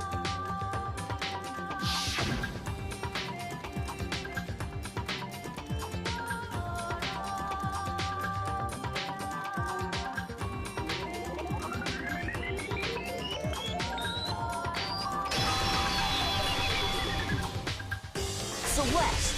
Sorry, you lose. I lost? When was the last time I was forced to utter such words? They hang heavy around my neck. Then you admit it? You're the killer? Listen to you, trying to take charge, as if you're my private instructor. I, Celestia Ludenberg. Actually, no, Taiko Yasuhiro is fine. Taiko? So, you finally accepted it. I'm the kind of person, once I've lost, I don't like things to drag on. You've been letting things drag on for this entire trial. Interesting.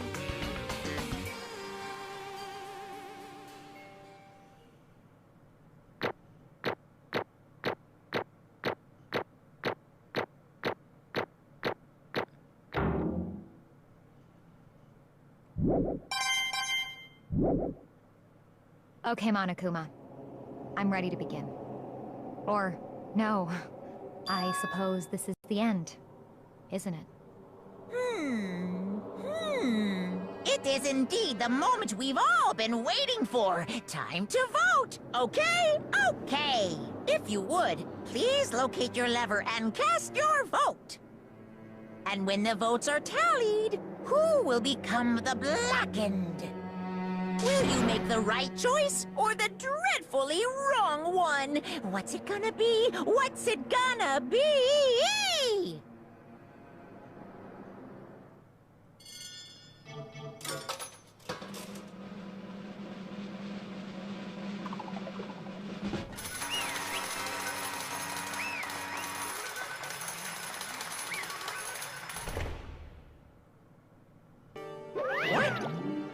It's basically a formality at this point, but once again, you're totally correct. The black in this time, the true killer who devised the whole stinking scheme was... Ta-da! Celestia Ludenberg, or, more precisely, Taiko Yasuhiro!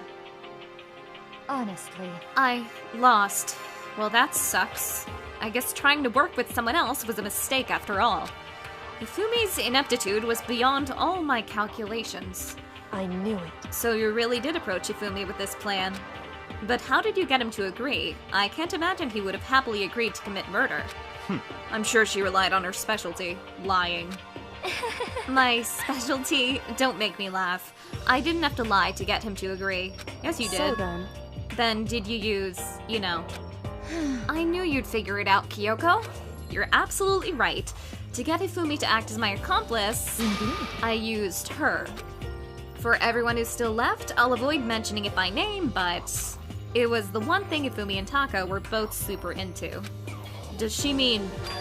Is she talking about alter ego? Say what? What? What are you talking about? Just a second. Don't interrupt. We're in the middle of a very important conversation here. I'm totally out of the loop as usual. How sad. In other words... Then you're the one that stole it? Indeed. I see. And you used it to drag Ifumi into the plan you'd come up with. Right again. Last night, after we had our meeting about how I disappeared, I paid Ifumi a little visit. What are you doing here? Actually, I was hoping I could talk to you, alone. It is about what was stolen. I know who did it. what? Are you okay with this? It was Taka. He stole it. So then... And I have proof. Would you like to see it? As it turned out, I'd found a use for the digital camera. I'd taken you-know-what to Taka's room earlier and took pictures of it there. I deleted the pictures as soon as I'd shown it to Ifumi, of course. Damnation! So it was him!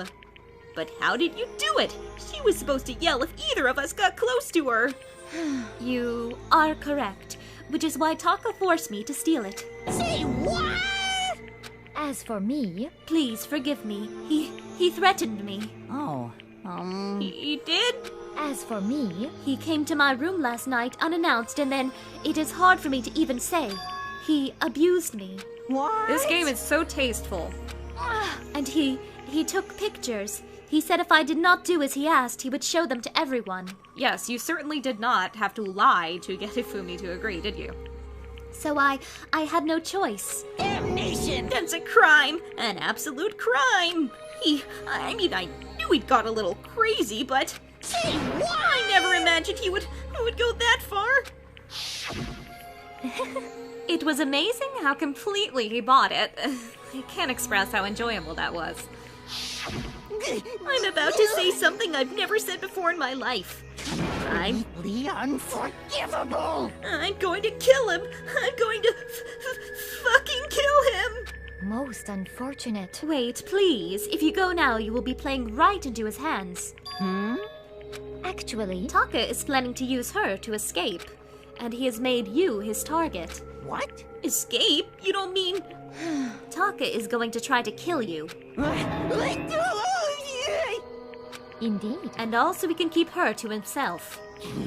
That bastard! This is unforgivable! Completely unforgivable! Honestly, Can we allow him continue? Can we allow him continue with these barbaric acts? Absolutely not! How could I? She... I swear I will save her! actually, Then, would you like to join with me? It just so happens I've come up with a plan. I have devised a way to reclaim what he has stolen and escape this dreadful school. And with that, it is complete. What are you talking about? Oh, nothing. Hifumi agreed without a second thought. Hifumi agreed without a second thought. The effect that item had on him was remarkable. The power of love, even a love as twisted as that, can still drive people mad, it would seem.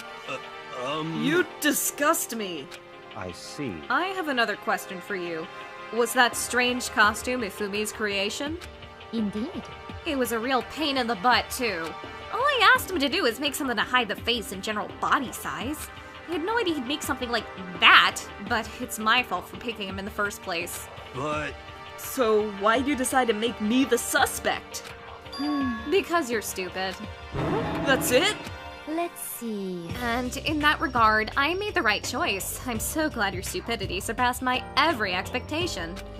Life must have been tough on your parents, though. I feel like I could cry. Well, but when you were explaining your plan to Hifumi, how did you explain the part about him playing dead? What she is asking is, what was Hifumi supposed to do after that, assuming you would actually let him live? Are you okay with this? That's simple. After he did his part and pretended to be dead, once someone showed up, I told him to say he'd been seriously wounded, he was on the verge of death, but he just barely held on. And he really believed that? Well, of course, there wasn't all there was to it. As I explained it to Hifumi, the plan was, while you were all questioning him about what had happened to him, I was going to murder someone else. At that point, Hifumi would have an alibi, so nobody could doubt him. I told him that, and he believed it. It all seems very straightforward, stereotypical. I just matched the lie to the level of the opponent. In fact, Hifumi ate it up. He believed the lie wholeheartedly, right up into the moment of his death. So in the end, You had planned to kill him all along? But of course, there would have been no point to my plan if that one who pretended to be dead did not end up dead himself. What the heck? How can human life mean so little to you? Well, That is a non-issue. I simply did everything in my power to win. don't be mean. Now you sound like Byakuya. I wonder about that. No, he derives his pleasure from the thrill of the hunt. In that aspect, we are nothing alike. Why? Then what made you take things this far? What the heck? Was it really just for money? Are you talking about the $10 million Monokuma offered us? That is a lot of money, it's true. But that's not all there is to it. From the moment our new life here began, my only thought has been escape. But All along you've been saying how we have to accept living here. You little bitch! Obviously, that was a lie! Hey! I couldn't take it. I hated it from day one. More than anyone else in here. You little bitch! I wanted to get out. Every day was fresh torture. And do you want to know why? Huh? This is fine. Because I had a dream. And accepting a life here would have meant nothing less than giving up on my dream forever.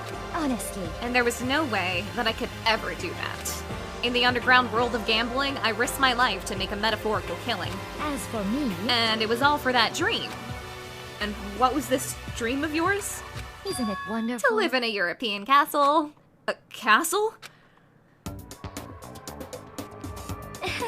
And to gather handsome men from all over the world to serve as my butlers slash bodyguards. I was going to make them dress up like vampires and satisfy my every need. Once I obtained that, I would have created a perfectly aesthetic world of decadence. This is fine. Living the rest of my life, that was my only dream, my only goal. That's what life is all about. Gosh, that's my dream too. Except all the vampires are girls. Combined with my own winnings, Monokuma's $10 million would have made that dream a reality. I got right to the edge, but There is nothing to be done. unfortunately, my dream has been scattered to the wind. Still, I don't have any regrets. I pursued my dream till the very end, so why would I? Just the worst. You sound so passionate, but you were really able to kill your own friends for it? Oh, Are you asking me to feel guilty? That's a pointless endeavor. I think nothing of sacrificing others for my own ends. I feel nothing. do you understand? That's all there is to me. That's what makes me complete. Isn't it terrifying how different our values are? There's simply no room for understanding. What is this? That's what we should be saying. And plus, how can you be so calm? Don't you realize you're about to die? Why aren't you scared? My ability to lie is unrivaled, and I take pride in that. It's not just other people. I can even fool my own emotions. The conscious deceives the unconscious. And that's why you're not scared? Yes, That's indeed. right. I don't fear death. Kill me however you like. But you know, if I could be reincarnated, if I had a choice then, Isn't it wonderful? I think I would like to come back as Marie Antoinette. You'd just get executed again. Celeste smiled then, and when she did, it looked to me like a poor effort to force it. She claimed she could fool her own feelings, but that statement itself must have been her final lie. And that weak, fake smile is what betrayed her. Thrills, chills, kills! You all done? Okay, then let's get rolling. The Black and disturb the peace and must pay the price. Now then, I prepared a very special punishment. For her, the ultimate gambler. Let's give it everything we've got. It's punishment time! This is one of my favorite executions. I guess I'll let Kyoko hold on to this. What? This is... Will it really give you the hope you're looking for? I can't say I ever saw it that way.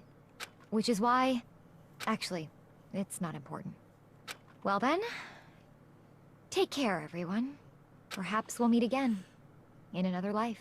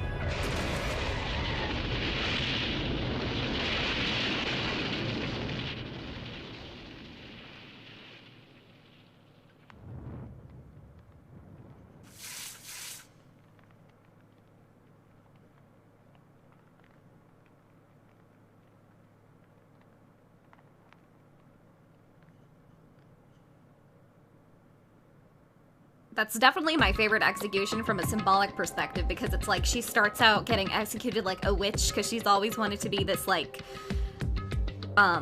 important noble being, and so it's like a public execution and she's all important and stuff, but then all of a sudden she gets hit by a truck, which is just anyone can be hit by a truck and die. It's over. The third execution is over. I especially like how that's more complicated, and then like the first one was just like, Leon gets hit with baseballs until he dies because he plays baseball. Celeste's death is over. Celeste killed my friend, so I can't pity her, but I also can't deny that at one point I considered her a friend too. And for him to just come along and... Isn't it just awful? Someone couldn't cut free of their regrets from the outside world, and so more people had to die. Extreme! You guys are still young. You need to place more value on your lives. What are you gonna do? Jeez, and here I thought you guys were gonna pass the torch of hope to the next generation. Let me out of here! What do I care about hope? I'll throw it in the trash if you just let me out of here. Too bad. You're all the embodiment of hope, whether you like it or not. And it's my destiny to knock you down one by one. It's sad, yes it is, but that reality just can't be avoided.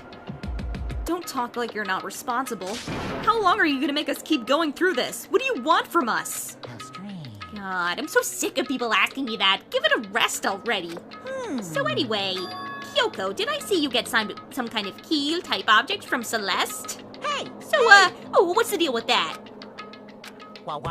What's the matter? So then, I'll answer your question if you answer mine. you... What did you do?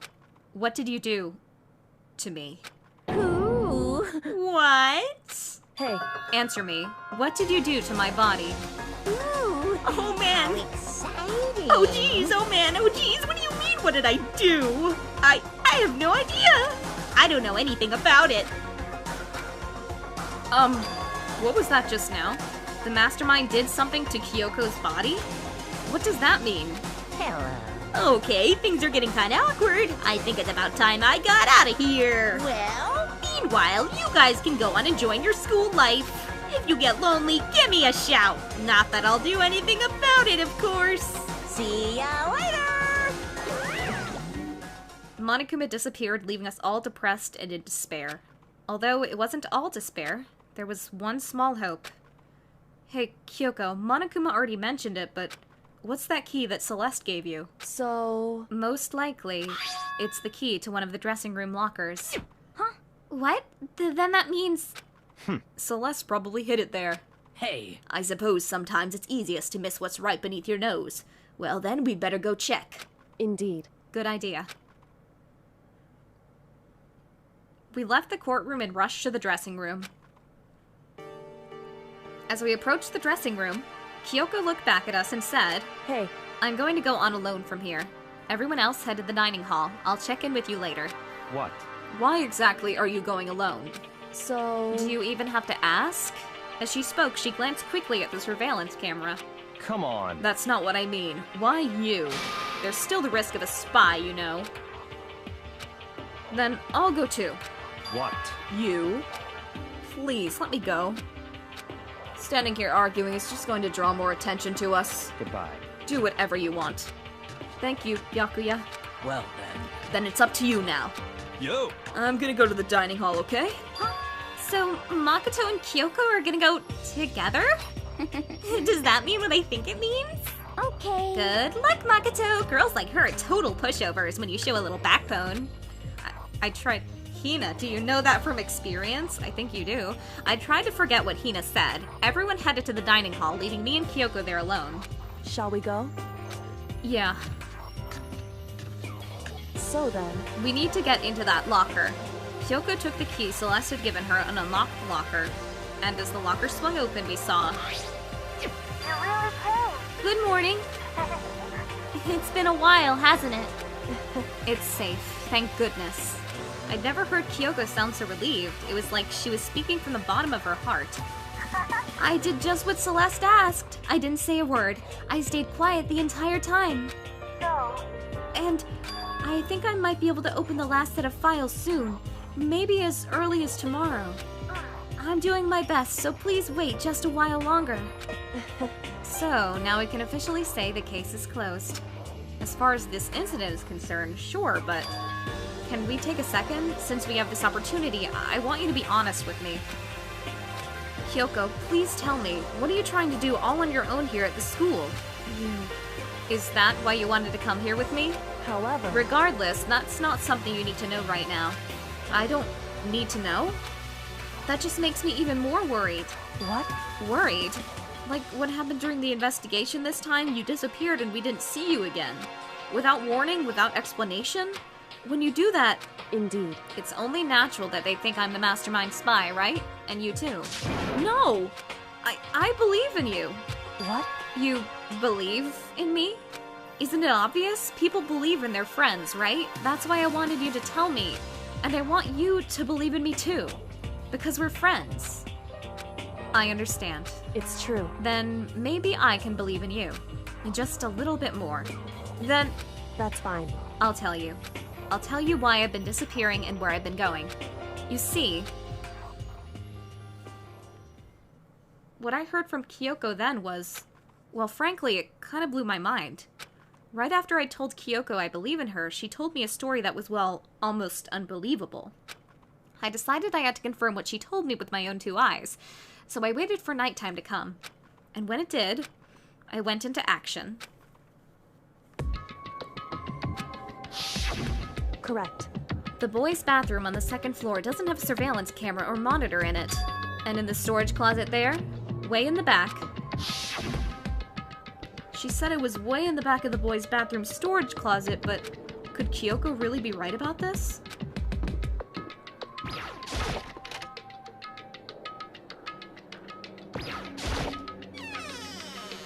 It's just a normal storage closet as far as I can tell.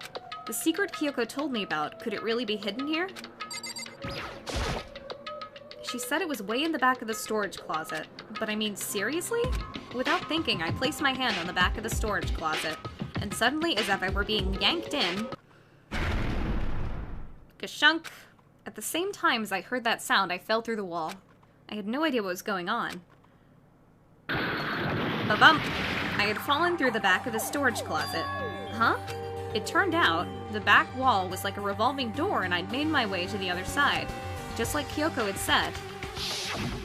Correct. In the boys' bathroom on the 2nd floor, there's a storage closet, and way in the back of that closet, there's a secret room. So this is the secret room. But what's in here?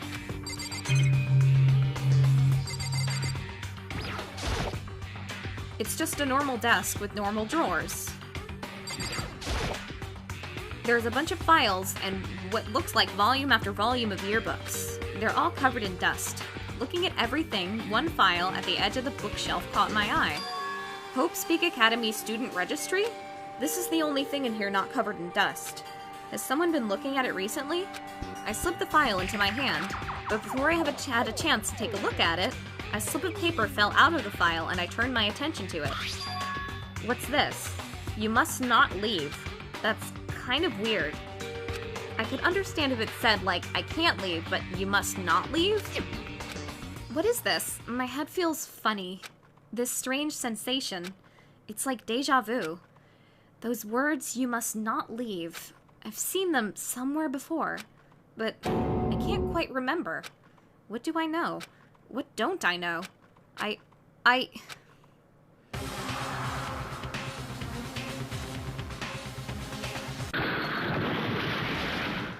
A strange sound rang out through my head. It felt like it was shaking my brain back and forth. And then, darkness. I don't understand what's happening. I don't know what started it. It's all over. And with that, I opened my eyes. I didn't know how long it had been. Ow! Apparently, something hit me and I lost consciousness. That's all I understood. The dull, throbbing pain in my head proved that much at least. An empty bookshelf. Huh? Empty? Gone. It's all gone. The yearbooks, the student registry, and even the note that had fallen on the floor. It's all gone? What does this mean? But my brain refused to do any more work. The insistent pain in my head began to spread across the rest of my body. For now, I should go back to my room. Get some rest. My body was heavy with pain, my mind heavy with thought. I dragged myself back towards my room. Somehow, I made it back to the first floor of the school. The farther I walked, the more I felt. Things are getting blurry, can't see in front of me. I couldn't stop myself from collapsing right there. And after that... As if from a vast distance, I heard a sound. It was faint but undeniable. That sound, it's coming from the gym? As I desperately hauled my shaky frame toward the gym, the sound got stronger and stronger. What's going on? It can't be nothing. Here in the gym.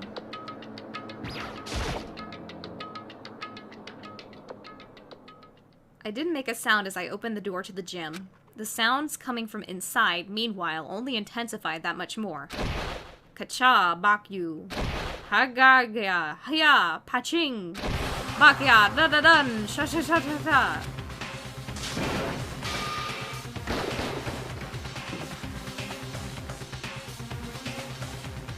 Before me, there raged a battle between anything beyond anything humanly possible. No, one side's not human, that's for sure, but regardless, I couldn't stop staring. I forgot to move or even breathe. Why, you? What do you think you're doing? I asked you a question. What's the meaning of this? How dare you defy me? This wasn't part of the deal! The deal? I've made a decision. I will no longer retreat, no longer compromise, no longer regret. I've made my decision. I'm going to resist you. Okay. But you do realize what will happen if you go through with this, right? You haven't forgotten, have you? What I'm holding hostage? What am I looking at? What am I hearing? A hostage? Then could it be the mastermind spies?